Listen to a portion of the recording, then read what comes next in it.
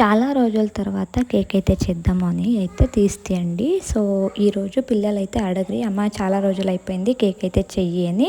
So దానికోసం ingredient అయితే చూపిస్తూ ఉన్నాను, కేక్ ఎలా చేయడం అనేది చూపిస్తూ ఉన్నాను. అంటే నేనైతే ఓన్గా అయితే చేయట్లేదు, ఏమో కొంచెం యూట్యూబ్లో చూసేనే చేస్తూ ఉన్నాను. నాకైతే అంతగా రాదు కేక్ చేయడం.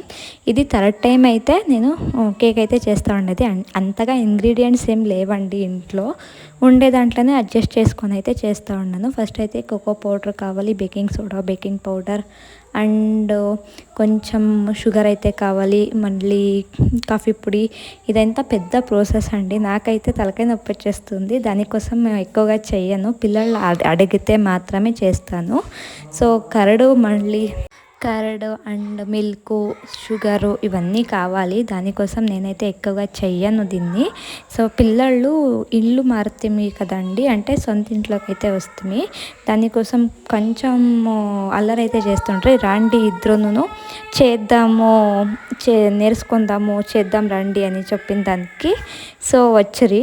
అలాగే ఇద్దరు కూడా చేసిరి, కానీ కరెంట్ పోయింది అదే టైంకేనే. సో అంతే, థ్యాంక్ యూ.